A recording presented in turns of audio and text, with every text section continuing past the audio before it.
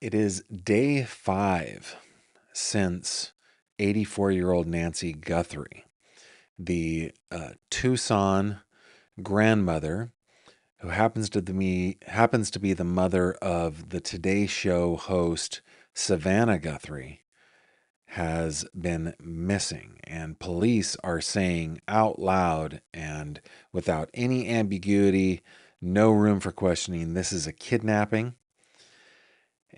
But they don't know where she is. And today we had a press conference, and I live streamed that press conference. But for those of you who didn't join us, I have got my notes from the conference. And for those of you who said, "Hey, this conference is a waste of time," they haven't said anything. I'm telling you, that is not the case. A lot came out today. So let's go through my notes. Let's talk about the case. See how, see if there's something that we can do to help find Nancy Guthrie and bring her home. Stay with me.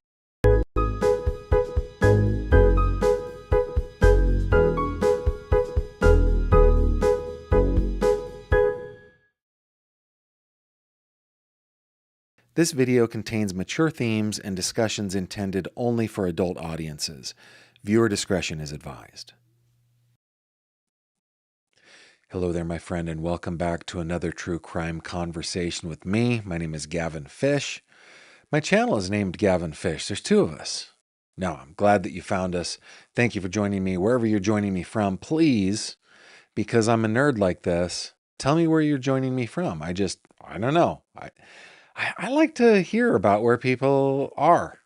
And we got people all over the place. It's really a lot of fun.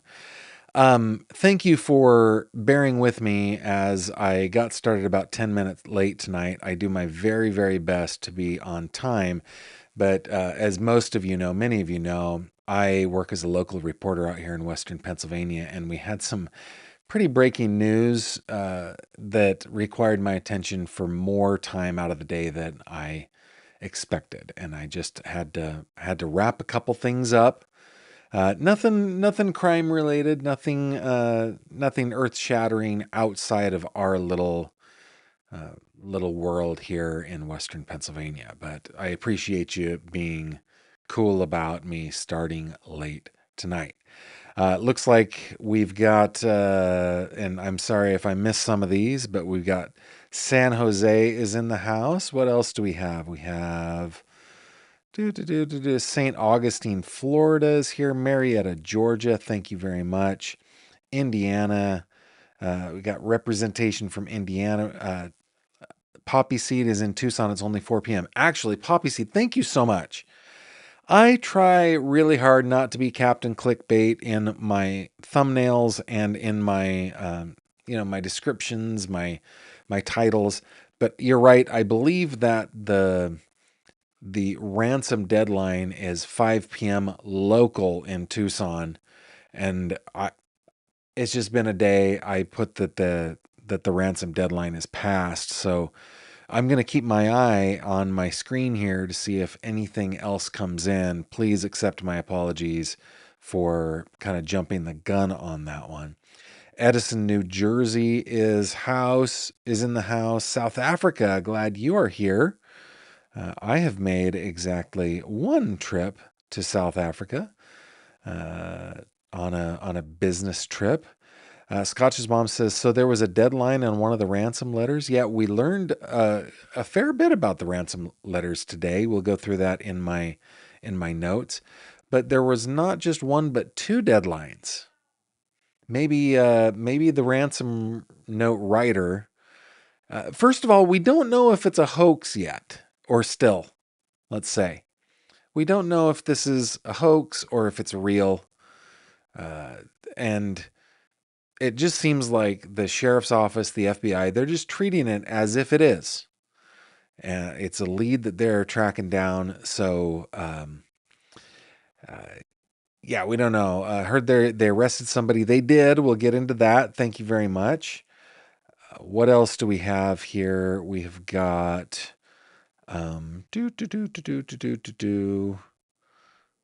Saudi Daisy, Tennessee. Hey, thank you very much to Carolyn Ross for the super chat getting us started today. I deeply appreciate that. Man,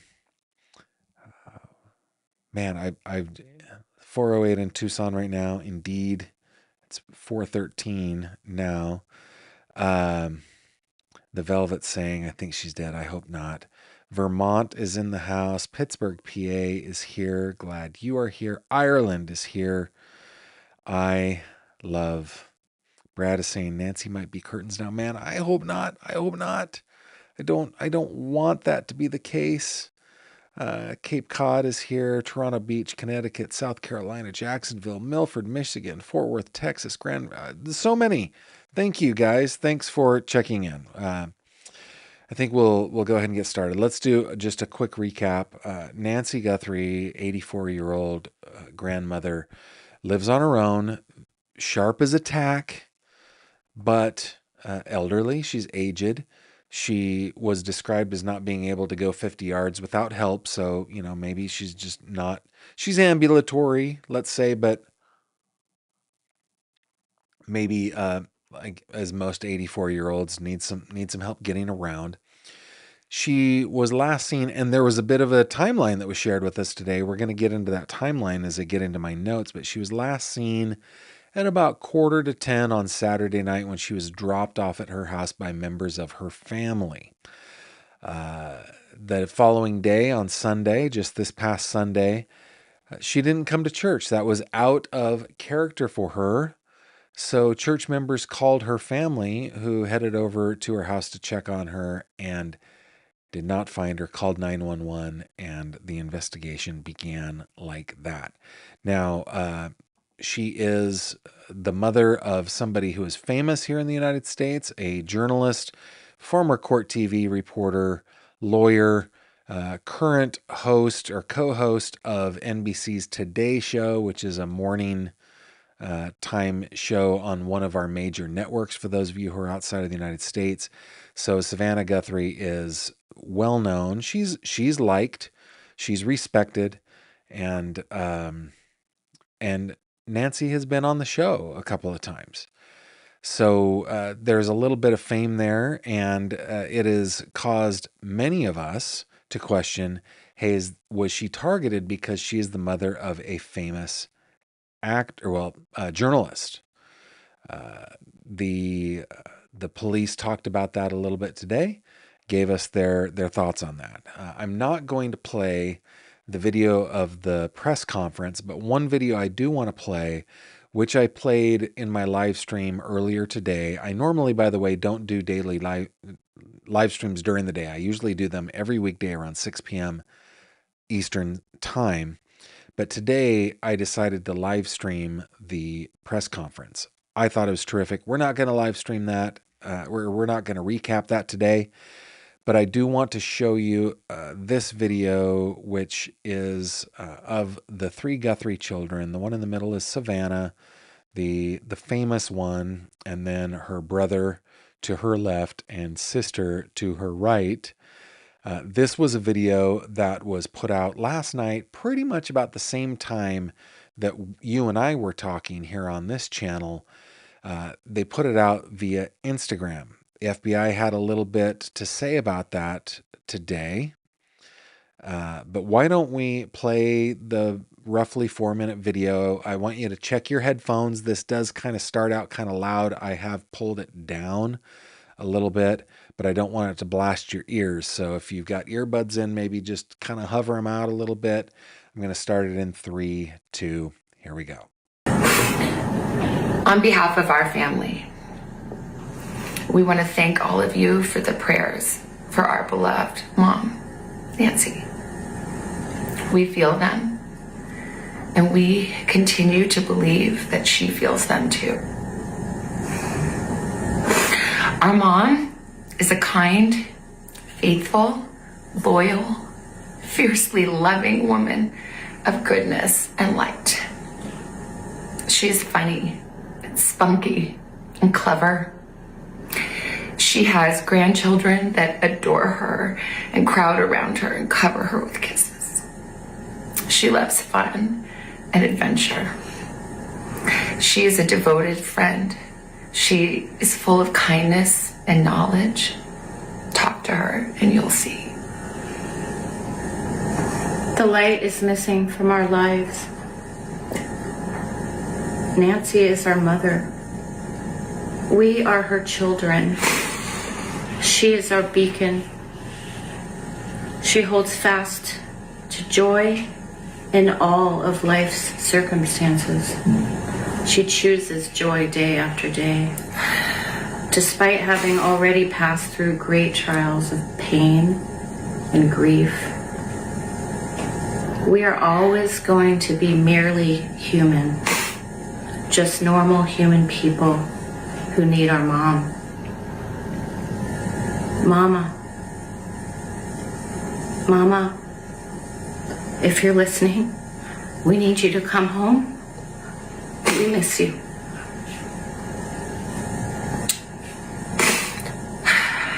Our mom is our heart and our home.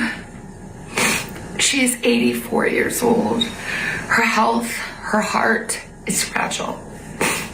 She lives in constant pain. She is without any medicine. She needs it to survive. She needs it not to suffer. We too have heard the reports about a ransom letter in the media. As a family, we are doing everything that we can. We are ready to talk.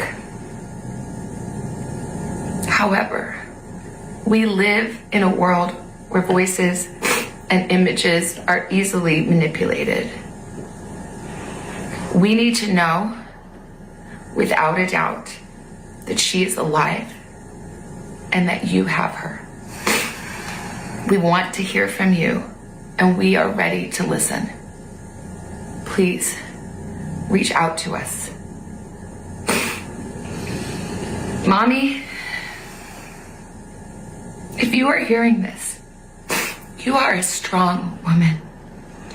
You are God's precious daughter, Nancy.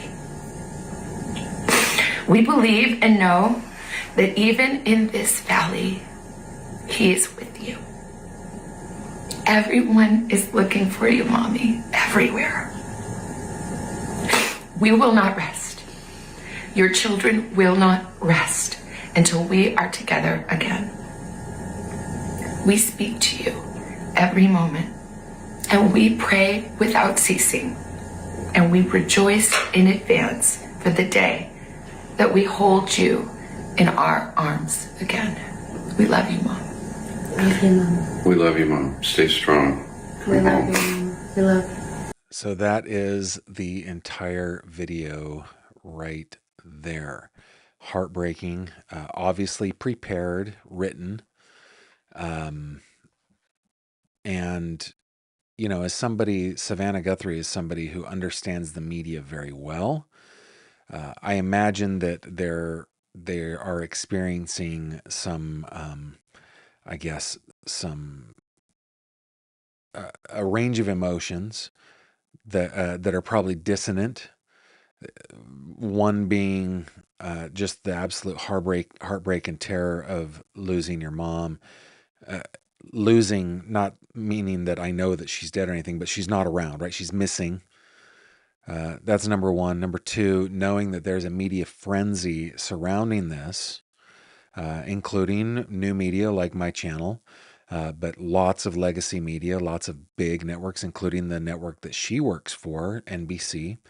And then knowing that the media can be used in order to get this information, that they can utilize the media to their advantage. And so my heart goes out to the entire Guthrie family for this. Now, I saw a comment. Let me see if I can find it again. Had to do with something that was on Megyn Kelly. Yeah, here it is. Chasing Sunshine said, Megyn Kelly team suggesting Nancy did not go to church but attended virtually also suggested common for one who calls in the missing person could be guilty. So let's just talk about that for a second. This is possible. Okay. However, it is speculation, and I'm not calling out Megyn Kelly or her team at all on this because I engage in the same thing. It's possible. Yesterday, when we talked about Ashley Banfield talking about her sources saying different things, I think she probably did have a source. Maybe the source was just wrong, or maybe the source was right, and the police didn't really want to. Doesn't want to talk about that, or doesn't want that information really out there. I don't know. It's possible that somebody close to Nancy is the guilty party. Totally possible. It's all, and in fact, it might even be a little more probable. It might be, but that doesn't mean that it's not possible that it's a perfect stranger. Okay. Now, it's really funny because when I started taking my notes, I just grabbed a piece of paper that this happens to be some work that was done on my car last week, and I just was like, I need scratch paper. They're going so quickly. So I have my first page here, and then it turns over here, and then I finally got some paper to work on here. Let me just bring up a couple things that came up. I think maybe what we should do is start with a timeline. And up until today, the timeline of the case included two important times: when the last time she was seen, and then when family came to check on her. We've got a little bit more information, and I'm sorry that I don't have it prepared as a graphic for you. It is available on, on the media and everything, but these were just my notes, okay? So, actually, the first thing that the sheriff said was that they've brought in more personnel, statewide personnel. He called it the PCRIT team. I can't remember what that stands for, but basically wanted to. Basically, it's just people from different municipalities, local and state law enforcement agencies that have come in to work the case a little bit more. He said they have not ID'd a suspect or a person of interest, and there certainly isn't a prime suspect, as was reported yesterday by Banfield. Now, in fairness to Ashley Banfield,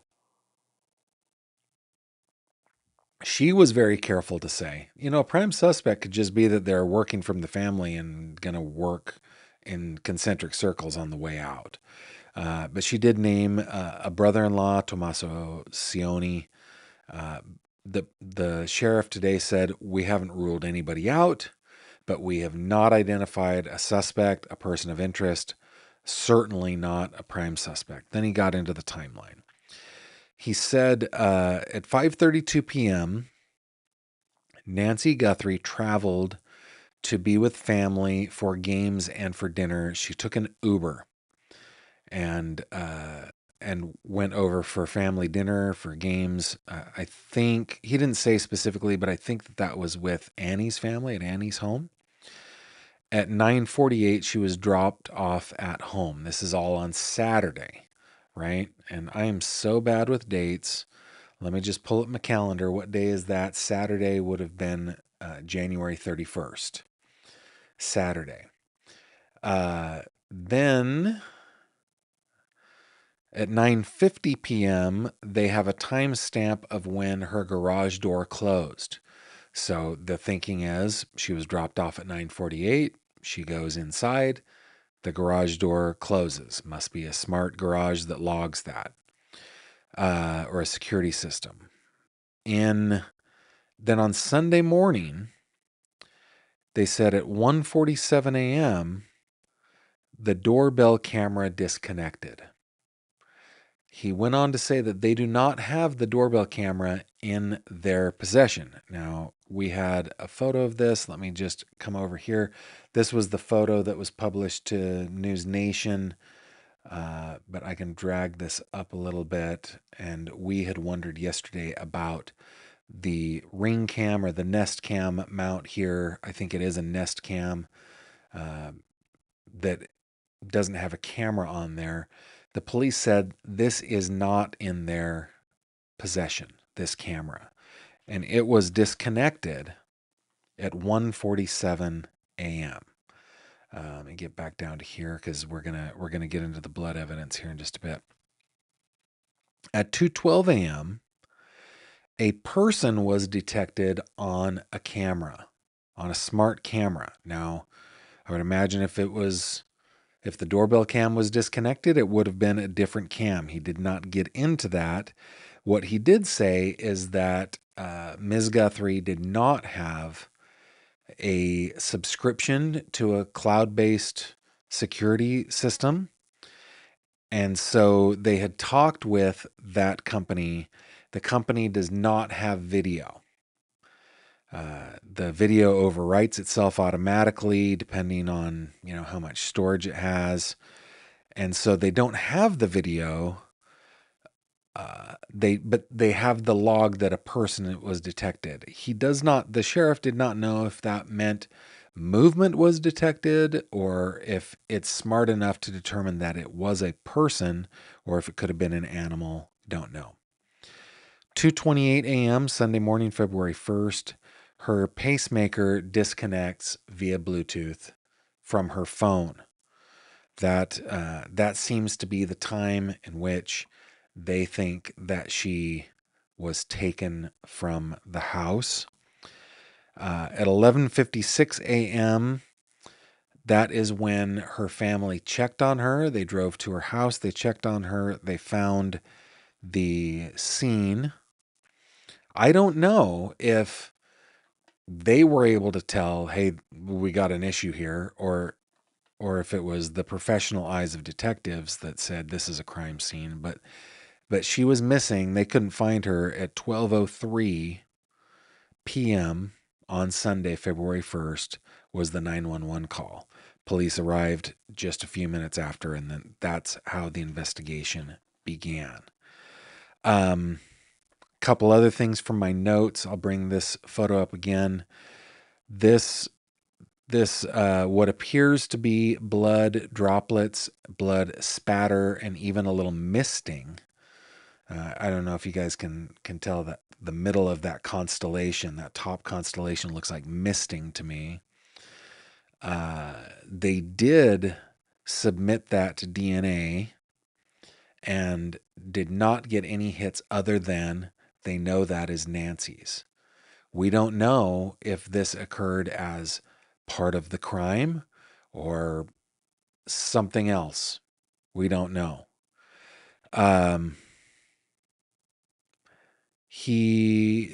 Sheriff said he could not confirm that any of the cameras in the house were, and I think I have a paused video. This one was from the 3rd, but there's our sheriff right there. Is it Sheriff Nanos, I think?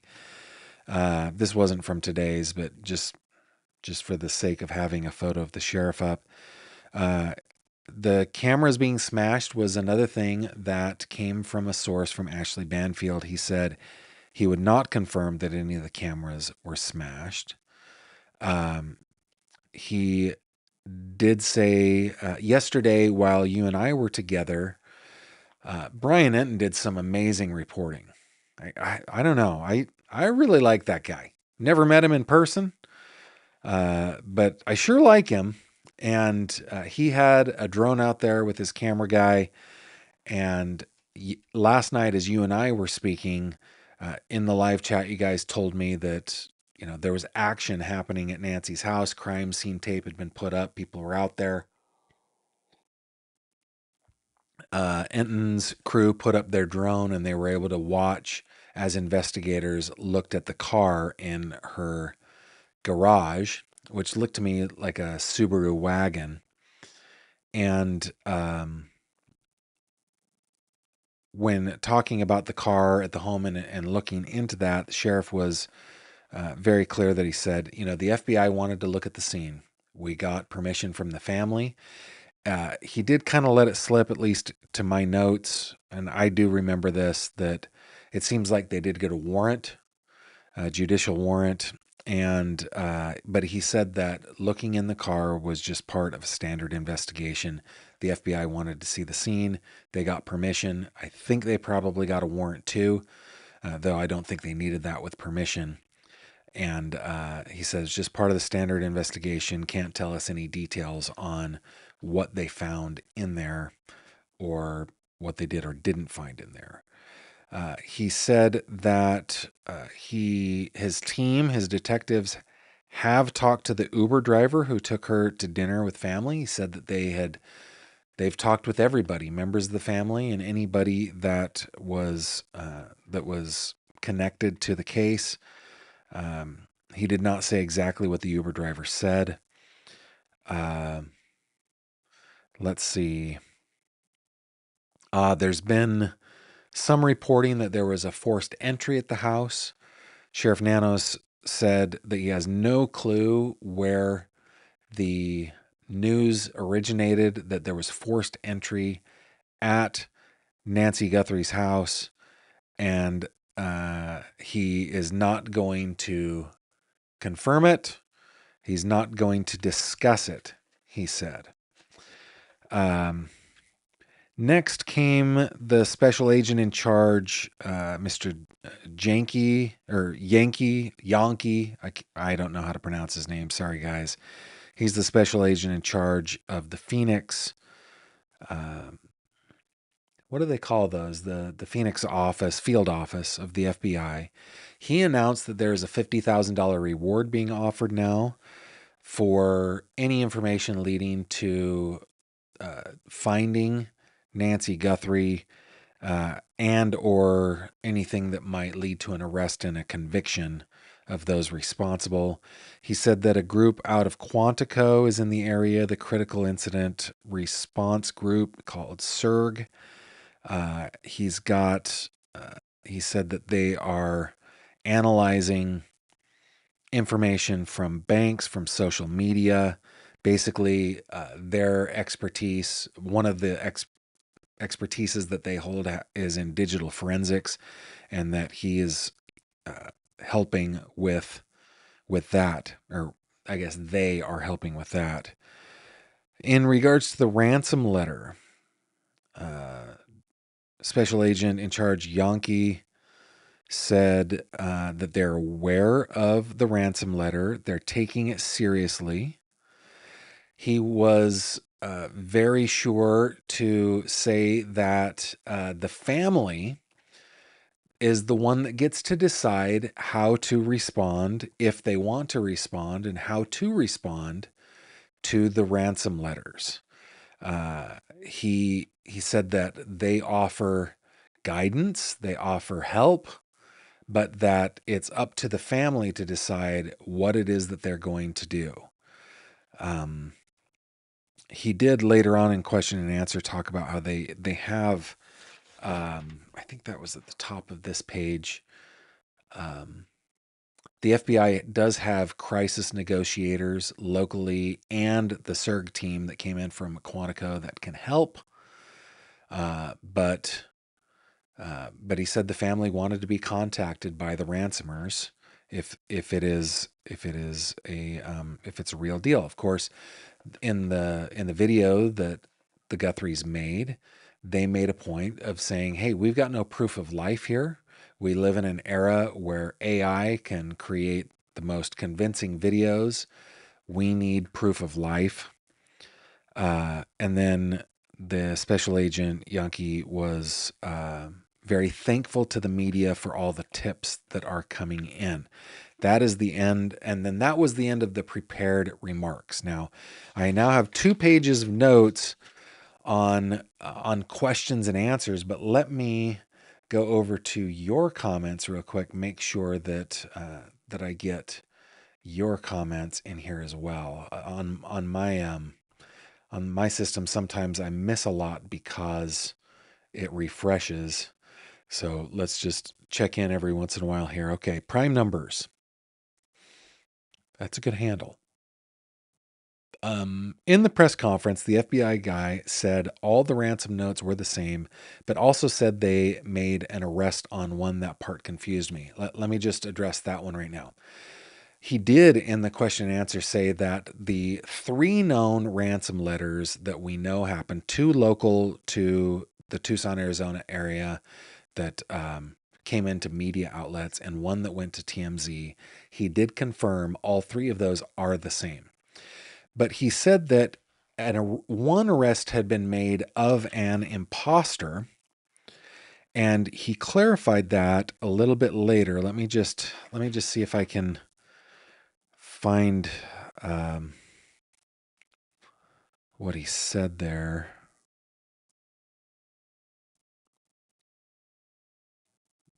Let me just.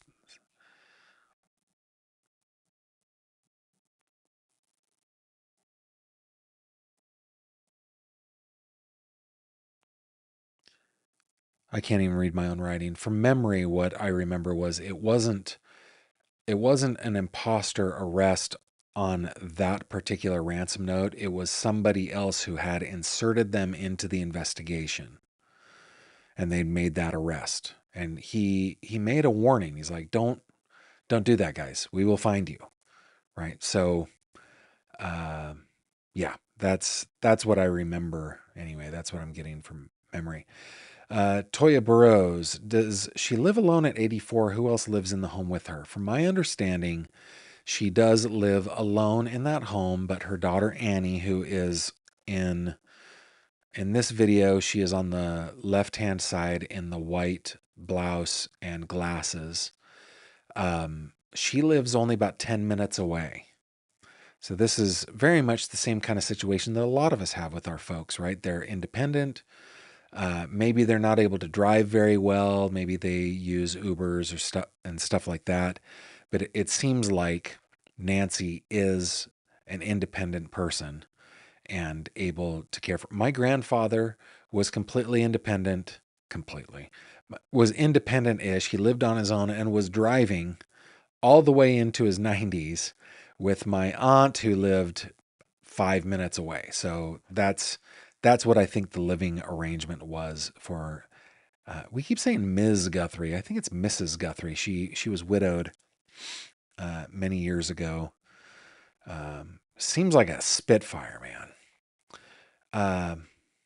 Poppy EV says, Gavin, there was a case a few years ago where a husband had done away with his wife. The wife's family held a press conference where the husband actually spoke. Maybe that's what's going on here. It's a possibility. It's a possibility, and I think it's probably even likely that somebody. Well, I think statistically it's likely that somebody in the house or in the family is responsible. I'm not saying that it is in this case or is not in this case. I don't know. But statistically speaking, crimes like this do tend to happen within the circle of association, within the circle of family. Yeah, I can think of, let's see, an actual press conference. You guys will have to remind me of something like that, but I can think of a couple of cases where the guilty party talked to the police for sure. Robin, one of our intrepid moderators who has a fancy shield, says, Gavin, I was talking with a friend who does investigations and works cold cases. He supposes that Nancy was unalived within hours of the abduction. This is something that I think a lot of us fear has happened. I think we do need to hold on to hope as long as we can that she's alive. Certainly law enforcement has to hold on to that and continue their investigation. If she's not found, there will be a time at which it will turn into a homicide investigation, I think. But I don't know that is the time yet. And I'm sure your friend who works cold cases has a lot of personal experience that would back up that sentiment. Let me scroll on down. The one girl, Melly, says, Gavin, unless there is neighborhood surveillance, we don't know if Nancy even made it home, possibly. Uh, I think that's a fair statement, right? What the what Sheriff Nano said today was that family dropped her off. So that means that it's a witness statement thing. So the police will have to go to great lengths to verify that. They won't just accept that as gospel, right? They will go, okay, can we get cameras in the neighborhood? Can we see a car passing? Is it Annie's car? Is it a family car? Can we see Nancy inside of it? It's dark. Let's see, what time? Let me look at that timeline again. The timeline was 9:48 p.m. This is a rural area without street lamps. Lots of tall vegetation. What's the likelihood that they see that? I don't know, but they're going to have to work that. And a lot of people are down on this sheriff. I love this sheriff. This sheriff's amazing. I feel like he's got a great team working on this, and probably will. But that's a terrific comment, Melly. Thank you very much. Let's see. Toya Burrows, Gavin, my heart hurts. She was taken wee hours in the morning. I'm sure she was in a peaceful sleep and disturbed. My heart goes out to the family. Yeah, that's a sentiment that I think many of us feel. Thank you very much. Robin says, I was thinking she might have bled so much because she's probably on blood thinners, and as we age, our skin can be injured more easily. Yeah, I remember before my grandmother passed away, I think she was 91. She passed away right before her 92nd birthday.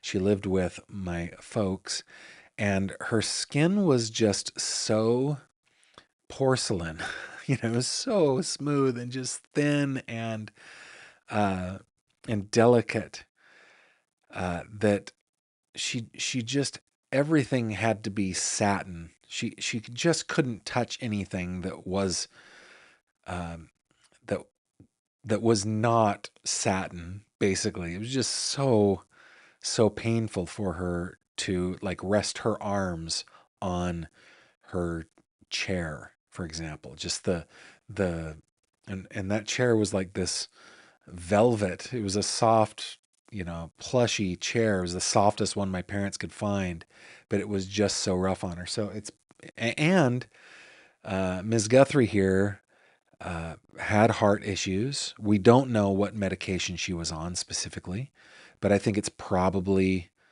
um, reasonable to assume that she was maybe on blood thinners, and maybe that's why there is so much blood there. Possible. Um, Great comment, Robin. Thank you. Denise says the same thing. If she had a heart condition, she may take blood thinners. That can make it worse and seem worse than it is. Reason for hope, maybe. Yeah. Hey, thanks for bringing that up. Yeah, maybe a little reason for hope.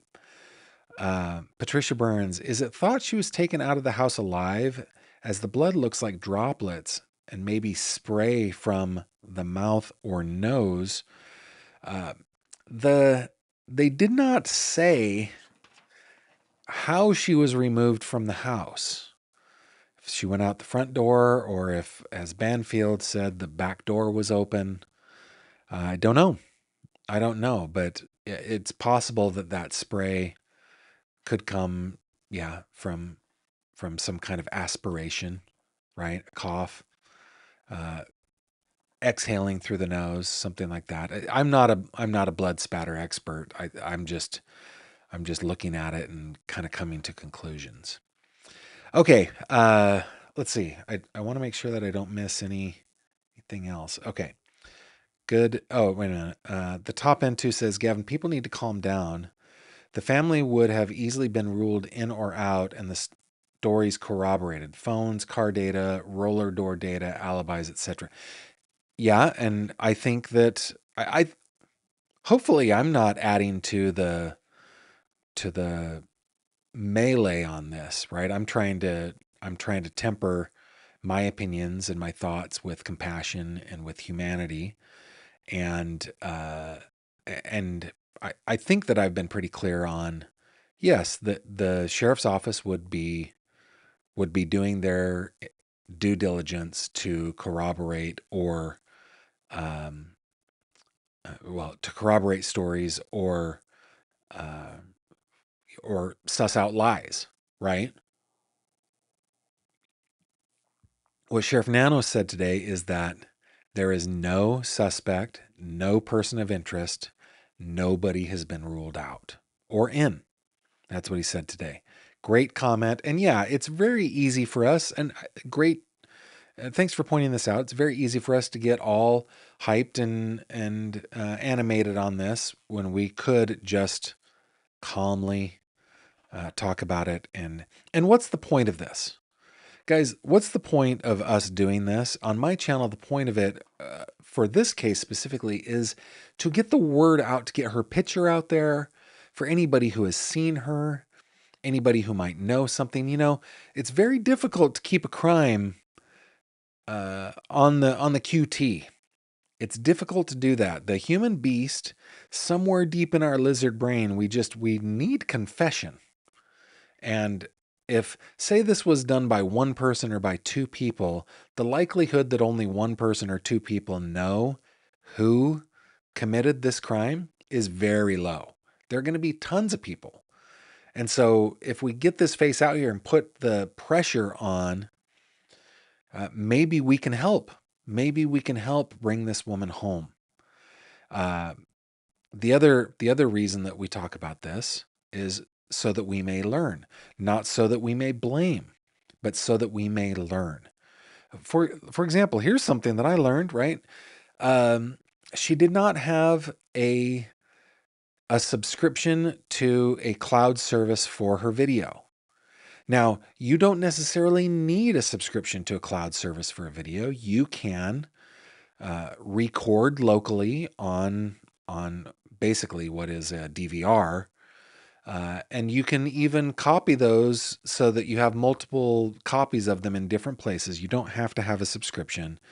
But if you have cameras, guys, either have a subscription where there is some backup, or two, have the data backup. And data storage is so cheap these days that there's just no good reason other than maybe we're ignorant to it, or we don't think that anything's going to happen to us, or we're just naive, I guess, right? But you and I who know about this now, we should be increasing our storage capacity. High def, HD, UHD, color in the dark cameras, and storage. Okay? This is something that I've learned.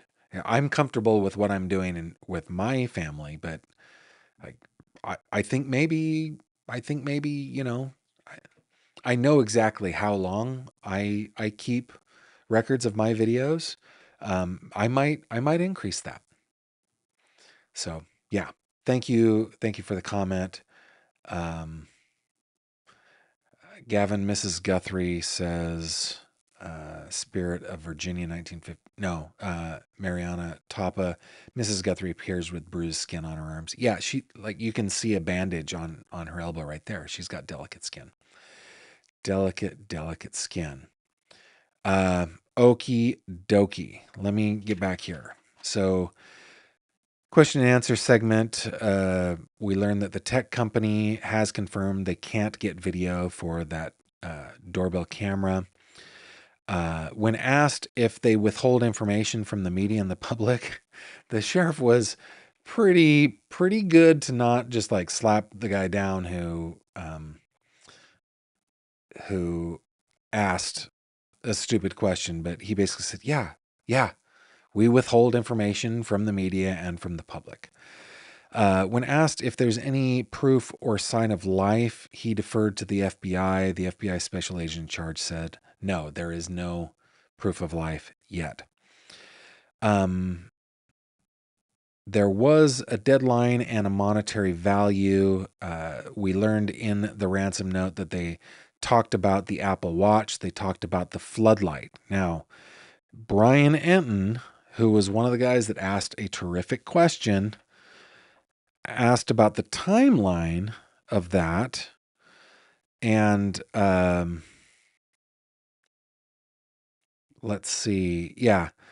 He asked, well, what's the timeline of knowing about the Apple Watch and the floodlights? Because the Apple Watch got out there really early, and if you just look at the house, you can see floodlights. So the agent in charge was like, "Yeah, I don't have that timeline on me right now, but you're right. There are concerns that the ransom note might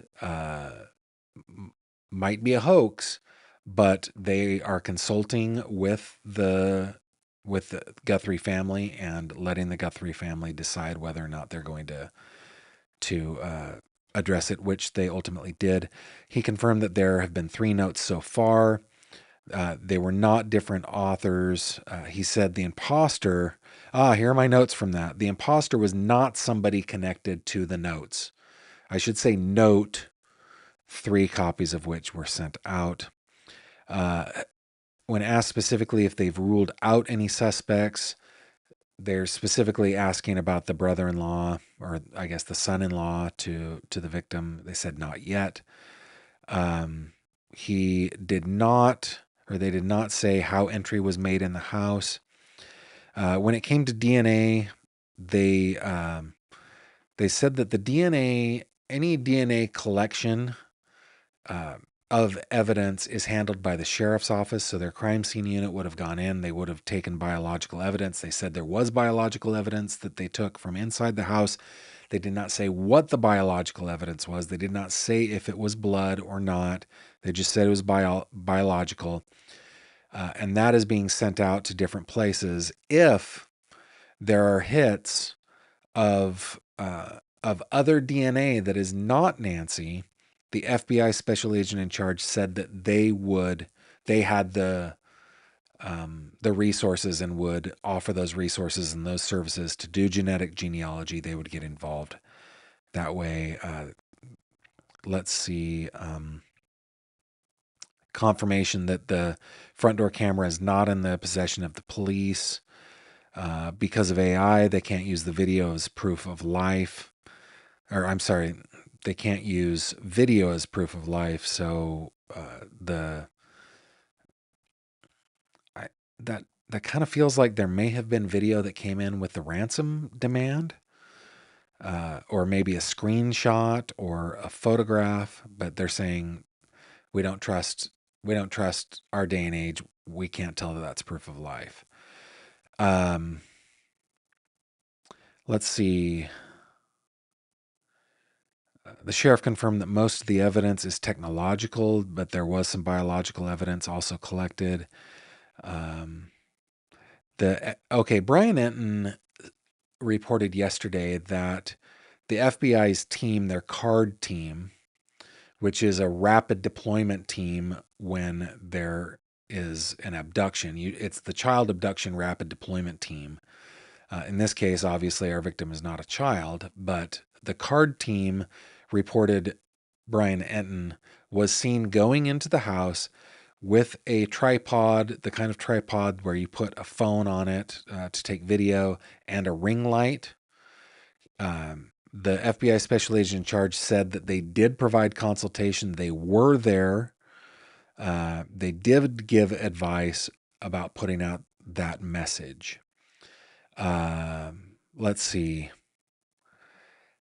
When asked if they'd been contacted with anyone they believe is the kidnapper, they simply responded, nobody's been ruled out yet. They said that billboards are planned to be put up in neighboring states. There were lots of questions actually about Mexico. I'll get into those in a little bit, but let's see. For the son-in-law, they were asking, are you actively looking at him? And the answer is we're actively looking at everybody connected to the case, but again, no prime suspect. The family has been cooperative and have done everything that we have asked them to do. I'm going to bring up this screenshot one more time of the 3 kids. When asked, if blood evidence was found in another spot of the house, he said there's other biological evidence that was collected, but he didn't say what it was. Yes, he said they've done door-to-door canvassing for video and witnesses and things like that. They said that the family wants to be contacted by ransomers. They said the family has decided, again, the FBI through their CARD team and through the SERG team and their crisis negotiators advising the family decided that they want to talk to whoever is sending the ransom notes. But they wouldn't say if they had talked to them yet. When asked about any connection with Mexican authorities, they said they didn't have any reason to believe that she would be taken over the border. Let's see. Oh, but they had been in touch with the Mexican consulate. Yeah. About the medications, they said as part of their investigation, they have contacted area pharmacies looking for anybody getting her medications that are out of the ordinary. They did hospital checks. They said we're looking for her everywhere. When asked about being out of the country, they said we'll follow the facts. There's no indication that she's in Mexico. Are the notes all the same? Yes. Any cleanup signs? I thought that was a terrific question. Are there any signs that anything was cleaned up in the house, that the crime scene was staged or cleaned up? They said no comment on that. When asked about who's in charge of the investigation, the sheriff said, hey, there's no ego here. It's not about who's in charge. It's about working together to solve the case. When asked about evidence that was taken out yesterday after the crime scene tape went up, he said, yeah, there was evidence that was taken out there. I just reminded myself, I just want to check the live updates here, see if there's anything that has gone on while we've been talking about.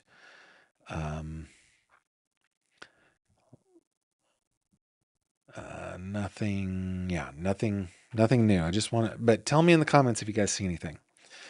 They asked if FBI Director Neil Patel, is it Neil Patel? FBI Director Patel is coming.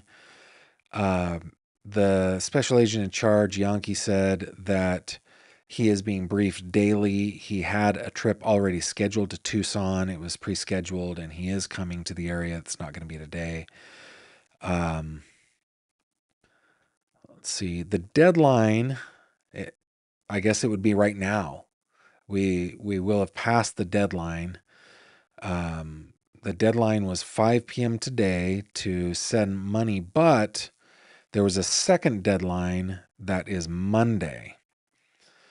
They won't disclose, they said, if there's an ultimatum on the ransom notes. Let's see. They've got a whole bunch of camera footage that they're reviewing. There were multiple cameras at the house. Is it possible that this is not a ransom situation was one of the questions. The answer was yes, it's possible. Was she targeted? This was a 2-part question. Was she targeted? No idea. Is it possible that she was targeted because she is Savannah Guthrie's mom? And they said there's no indication that that is the case. Yeah. Is the Bitcoin thing being investigated? Yes, it is. What is the motive? Motive is something that obviously we all want to know. It certainly helps in an investigation, but he said we don't know right now. And then no plans for further press conferences without a case update. Those are my notes, guys. My notes. Let me go over to what you guys are saying. I know some of you have said he's Barney Fife. I do not think so. I think he is awesome. Page Girl says, just joining your live, if Nancy's on a regular medicine regimen, I'm curious if the kidnappers thought about it, grabbing her prescriptions to administer those. It sounds like they didn't, based on what Savannah Guthrie said and Annie Guthrie said in that video, and talking about she is without life-saving medicine, and the whole idea of going to pharmacies to see who is taking out that medicine. It seems like probably not. Betty 8642, did she have a dog? From my understanding, and this is not, I don't know at this point, it's rumors. I do not think that she had a dog living at the time. I think she has pictures of her with her dog, but I think her dog had passed away. But I don't know that. Wendy Kara says, "You're the most humble host on here. I appreciate it." Well, thank you. Um, I Thank you. I think there are a lot of really good, especially here on YouTube, hosts that do a terrific job. Lots of them. My short list is Josh Ritter over at Courtroom Confidential, Joel Waldman over at Surviving the Survivor, and Gisela K over at Grizzly True Crime. Those are my OGs. And then when it comes to the non-live streamers, my favorite by far is Sherilyn Dale. Love her. Love, love, love Sherilyn. Oh, by the way, I heard from Sherilyn yesterday. I'm really, really hoping that I will be at CrimeCon this year in May. Don't know yet, though. I know a couple of you have asked about that. Teresa saying, loving the long hair. Thank you. That makes one of us.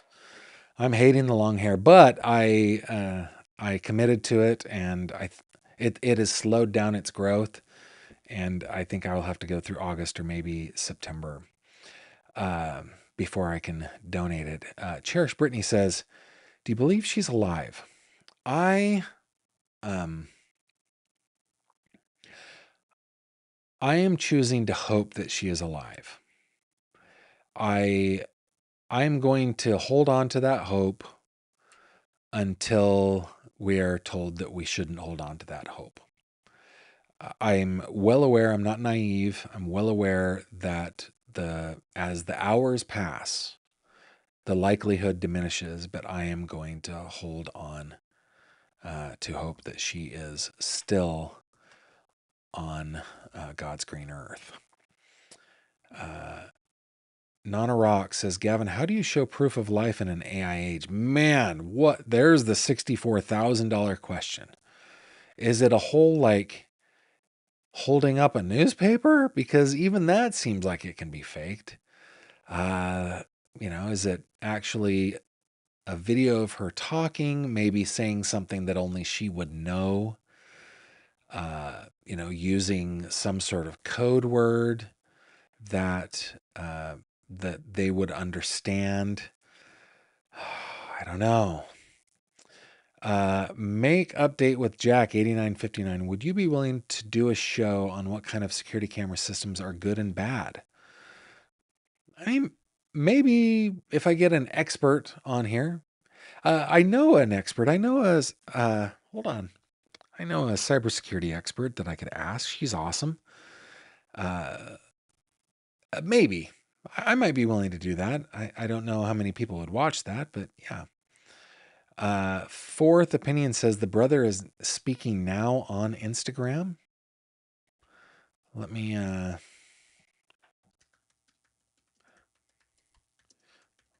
let's see. Videos. See if there's anything I can see. What is Guthrie brother name? No, not Woody.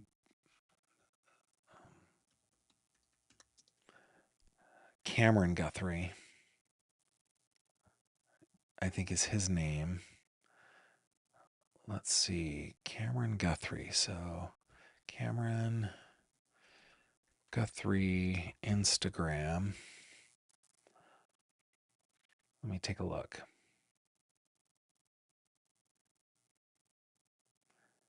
I don't see anything that's happening yet. Let me just see if I...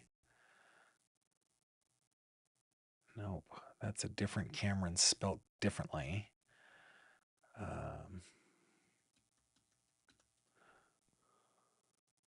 Let's see if I can see anything on here. Okay. This was from 7 minutes ago. Thanks for bringing that up, Fourth Opinion. You are awesome. Let's see if we can play this. Guthrie, I'm speaking for the Guthrie family. Let me refresh it. Okay. I'm speaking for the Guthrie family. Whoever is out there holding our mother, we want to hear from you. We haven't heard anything directly. We need you to reach out, and we need a way to communicate with you so we can move forward. But first, we have to know that you have our mom. We want to talk to you, and we are waiting for contact. This is Cameron Guthrie. Okay. I'm speaking for the Guthrie family. And that was 8 minutes ago.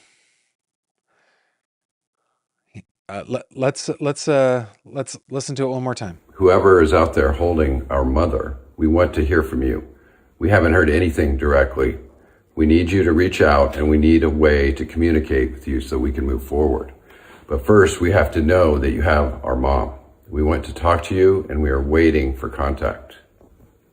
Talk about poise, man. Talk about poise. I don't know what your thoughts are on that. Fourth Opinion, thank you so much for pointing that out. Let's just watch it one more time. This is Cameron Guthrie. I'm speaking for the Guthrie family. Whoever is out there holding our mother, we want to hear from you. We haven't heard anything directly. We need you to reach out, and we need a way to communicate with you so we can move forward. But first, we have to know that you have our mom. We want to talk to you, and we are waiting for contact. Okay, they want to talk to him. They want to know that their mom is still alive. They have not talked to them so far. That's what we learned right there. Thank you, Fourth Opinion.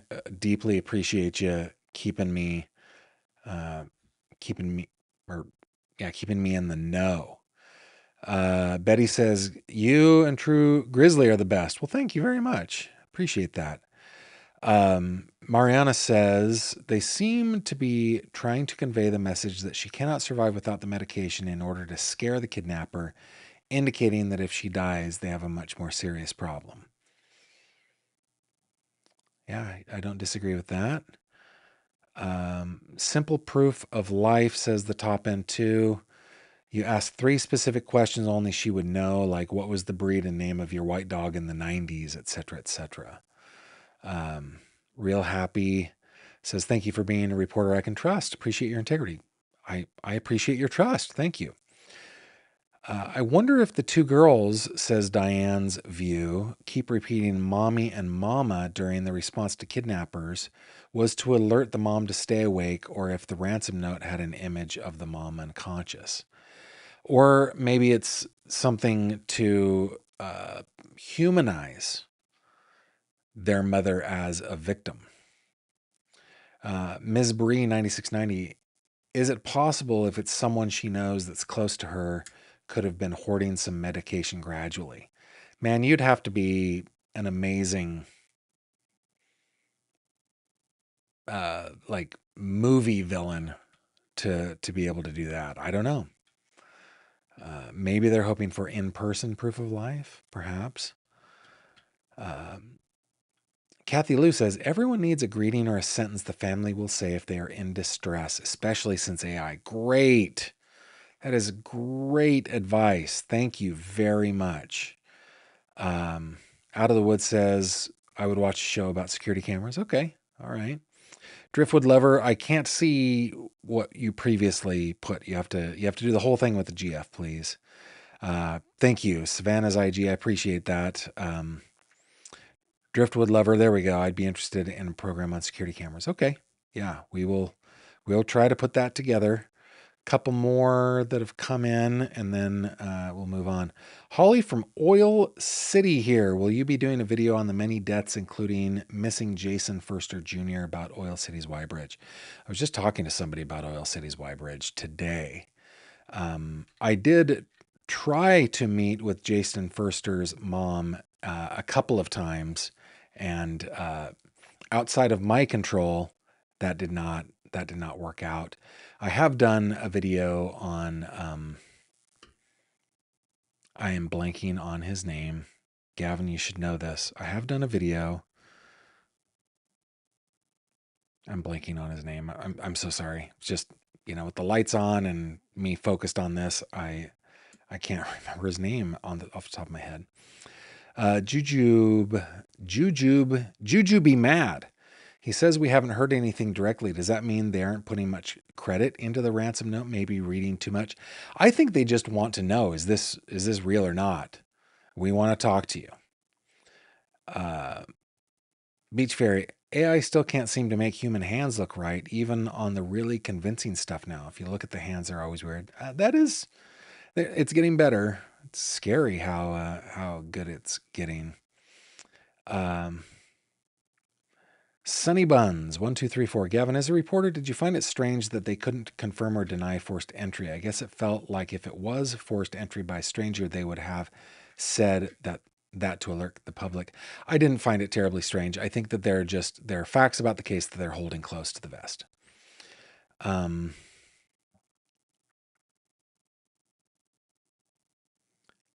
There will be no talking. That's dangerous. I would only do secured electronic comms, untraceable. Yeah. Maybe that was a signal. Maybe they never called her mommy or mama. Could be. Could be. Great comments, guys. Great comments. Okay, listen. We're going to keep on this case. This is an important case. We want to help Nancy Guthrie be brought home safe and sound. So we'll continue on that. Let's finish out the show with 3 questions and headlines. Here we go. It's 3 questions with Gavin Fish. Pow. Okay, in this segment, guys, I answer 3 of your questions that you send to 3questions@gavinfish.com, all spelled out. Everything's on the table. Nothing's off the table. I will answer any question that you give me. I will do so honestly, forthrightly, and to the best of my knowledge. I don't get tons of these questions. My queue is getting pretty short. So if you have a question for yours truly, please send it in to 3questions.com. I'm sorry, 3questions@gavinfish.com, and I will do my best to answer them. Question number 1 tonight is, have you ever been to Punxsutawney, Gobbler's Knob on Groundhog's Day? Indeed, I have, but I have never been there on the eve of Groundhog's Day, moving into the giant celebration, which happens all through the night and into the early morning. The times that I have gone, I have waited for the crowd to disperse, and then I go to Gobbler's Knob and take pictures and stuff like that. It's fun to do it with family. Gobbler's Knob is nothing like the movie Groundhog Day. That was filmed probably in like Indiana or something like that. Punxsutawney is just like every other town here in Western Pennsylvania, a very hilly, rolling town, and Gobbler's Knob is a spot out in the woods. It's not in the middle of town. It's a spot out in the woods outside of town, and it's a lovely, lovely spot. Question number 2. What are your thoughts on why no one went to the judge's chambers? Oh, we're talking about Kevin Mullins here, I think. When the shots were heard, I feel that at the very least, someone should have been standing outside the door with a weapon drawn when Mickey exited the chambers. Here are my thoughts. It takes an extremely trained and practiced person to run toward gunshots. Everybody else runs. And if you think that you wouldn't, I'm telling you, unless you practice it, you would run. So now, there should have been a bailiff in the courthouse, right? So there should have been somebody who was like, gunshots, where do I go? But for everybody else, people who work in the court, they hear that. They have to process it. It's like that. I think I would look like that moment where George W. Bush was reading to kindergartners and it was told America's under attack. I think I would be like, skedaddle. So that's what I think. Now, the police should have responded quicker, I think. The question number 3, if you were getting a new puppy, what would you name it? Now, this is a question that I want your answers to.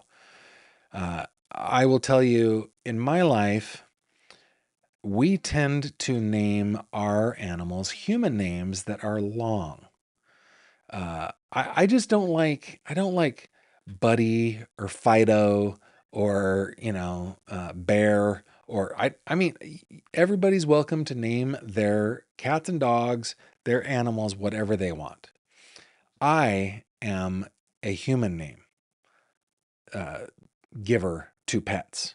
So, for example, we had a dog named Marshall. Marshall's name was the Marshall Wyatt Earp Fish. We had a dog named Watson. He was Dr. John Watson Fish. We had a dog named Livy. Her name was Olivia Newton-John Fish. We have cats right now named Elizabeth Haynes and Judith Haynes. We call them Betty and Judy. So if I were getting a new puppy right now, I would gotta go. Oh, I had a Dalmatian when I was in my early 20s named Rolly, because there was a Rolly, the little chubby one on 101 Dalmatians. I named him Rolly. But his name was the Baron Roland Poli von Spaat. So I like long names. What would I name a puppy? I feel like a puppy, maybe Jeremy. Maybe Jeremy. I'd have to figure out how long of it, like how could I, or Taylor or something like that. Oh, what's another great name? Uh, just a regular person name, Dylan, something like that. But I'd love to hear your ideas on what you would name your puppy, and send me your questions, no matter how ridiculous or fun, to 3questions@gavinfish.com. And to give you a little time to work out your little thumbs to tell me your answer to those questions, let's look at some headlines.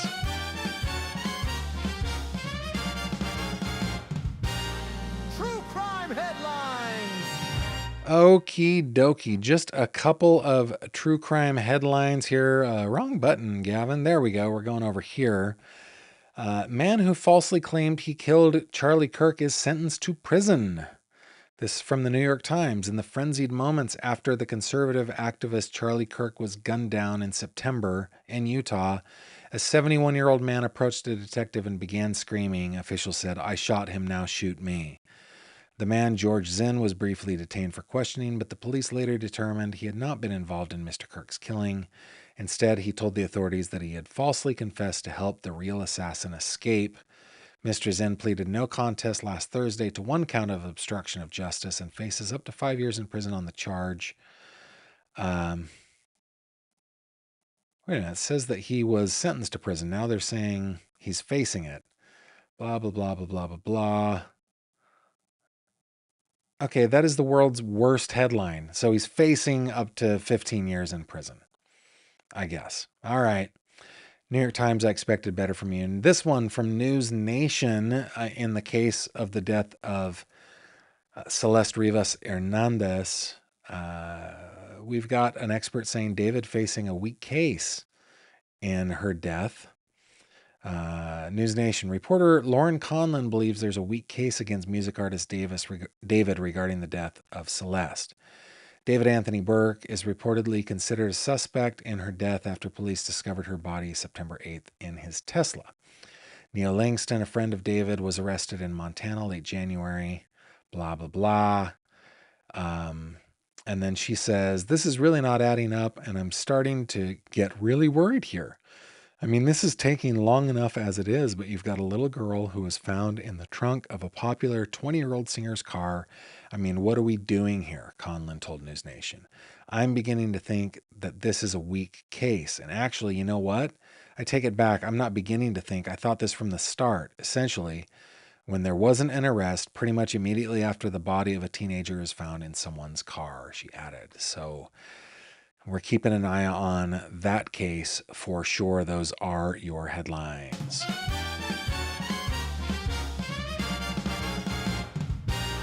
True crime headlines. Wow. Okay. Getting to your comments before we finish. Let's see what we got. Redondo Beach is saying, one of my cats is named Your Honor. He holds me in contempt when he doesn't get temptations. That is good. That is good.